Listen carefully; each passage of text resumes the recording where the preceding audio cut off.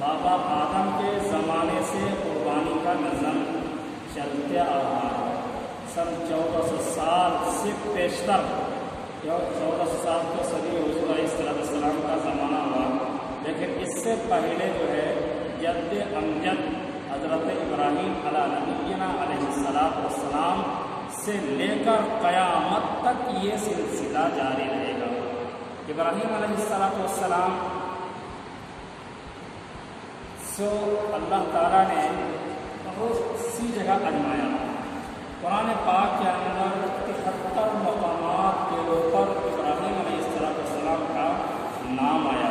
مثلا قصہ ذکر فرمایا قرآن 114 صورتوں کے اندر 25 صورتوں کے اندر سیدنا حضرت ابراہیم علیہ نبینا علیہ السلام کا تذکرہ آیا ہے قرآن کریم کے اندر۔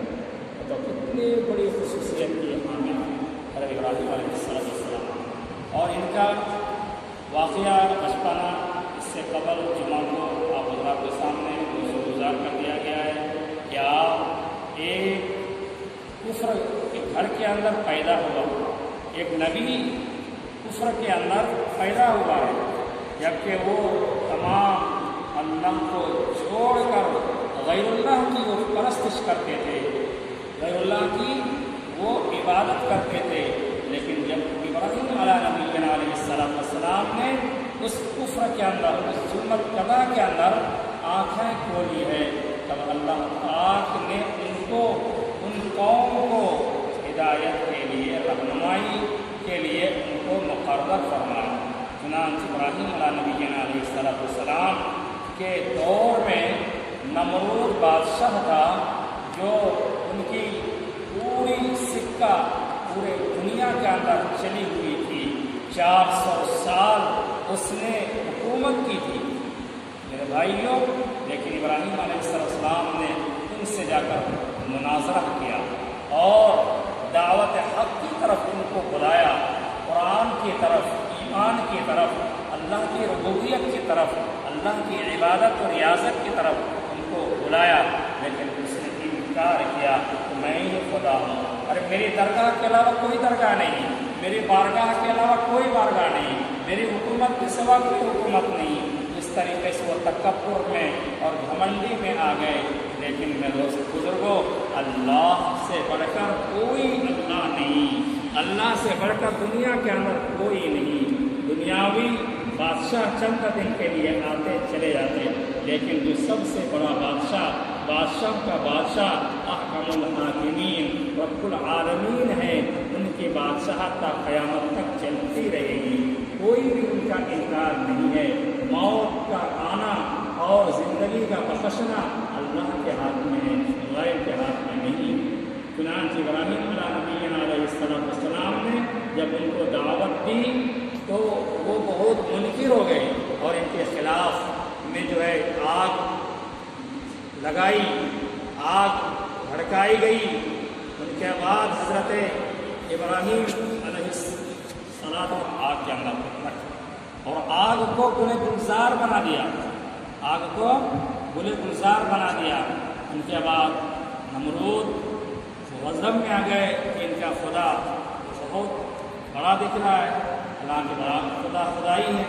ان کو سامنے بلا کر ان سے چیلنج کیا کہ تم اپنے خدا کو، فوجوں کو تیار کرو اور میں بھی اپنے فوجوں کو تیار کرتا ہوں۔ چنانچہ تیار کیا گیا، ادھر ڈنکا بجوایا گیا جہاد کا، لڑائی کا، تو اللہ پاک کی طرف سے مچھروں کی جماعت آئی اور قوم نمرود کے اوپر مسلط ہو گیا اور سب کے گوشت کو، گوشت کو، خون کو چوس کر ہلاک کر کے صرف ہڈی ہی ہڈی رہ گئی۔ ان کے بعد ایک لنگڑا مچھر تھا جو ایک پر کٹے ہوئے اور ایک پیر سے لنگڑا۔ چنانچہ اللہ نے حکم دیا، اے مچھر جاؤ نمرود کے ناک کے اندر گھس جاؤ۔ چنانچہ اللہ کی طرف سے اس کے ناک کے اندر گھس گیا اور دماغ کے اندر جا کے بیٹھ کر اس کو کاٹنا شروع کر دیا، ان کو دماغ کو چاٹنا شروع کر دیا۔ چنانچہ اس کے سر میں درد اٹھتا تھا اور چیختا تھا اور پکارتا تھا، اور اپنے خادم سے اور خادمہ سے اپنے پائے سروں کے اندر جو ہے جوتا مرواتا تھا. چلا گیا پھر کی طرف سے اللہ نے مدد فرمایا، ان نمرود کو جوتا مار مار کر پورا ہلاک و برباد ہو گیا. بہرحال ابھی قربانی کیا چیز ہے؟ صحابی کریم رسول اللہ صلی اللہ علیہ وسلم سے سوال کیا، اے اللہ کے رسول، ما اضاحی، قربانی کیا چیز ہے؟ ما اضاحی یا رسول اللہ صلی اللہ علیہ وسلم، قربانی کیا چیز ہے؟ فرمایا قال سنت ابیکم ابراہیم، فرمایا تمہارے باپ حضرت ابراہیم علیہ السلام کی سنت ہے. کیا بھائی؟ تمہارے باپ حضرت ابراہیم علیہ السلام کی سنت. ان کے بعد فرمایا قالوا فما لنا، اس کے اندر کیا ہمیں اجر ملے گا؟ قربانی جو ہم کر رہے ہیں اس کا کیا اجر ہے؟ قال بكل شعرۃ حسنہ، فرمایا کہ ہر بال کے عوض میں 10 نیکی. پھر فرمایا قال فالصوف، تو بھیڑیوں کے اندر کیا؟ اس کے اندر تو اون رہتے، بولا اس کے اندر بھی بال رہتے ہیں. بال کو جب الگ الگ کیا جاتا ہے تو وہ بھی الگ الگ ہو جاتا ہے، تو اس کے عوض میں بھی ہر ایک بال کے عوض میں حسنہ، کہ ہر بال کے عوض میں 10 نیکی. میرے بھائیوں بزرگ دوستوں، دیکھا قربانی کتنے بڑے عظیم مرتبت ہے اور اجر عظیم. پھر فرمایا قربانی کے جانور کیسا ہو؟ فرمایا ان افضل الضحایا اللہ اسمنھا، کہ قربانی کے جانور زیادہ قیمتی ہو اور زیادہ فربا ہو، یعنی زیادہ موٹا ہو. دبلا پتلا نہیں، سڑیل نہیں، دبلا پتلا بالکل چلنے کے قابل نہیں، لنگڑا لنگڑا کر چلتا رہے. قربانی کا جانور وہ کل صراط کا سواری پر وہ ہمارے لیے سوار بنے گا، اس سے اچھا میں جانور ہونا چاہیے. بہرحال فرمایا ان افضل الضحایا اللہ اسمنھا، کہ زیادہ قیمتی ہو اور زیادہ فربا ہو، زیادہ موٹا ہو.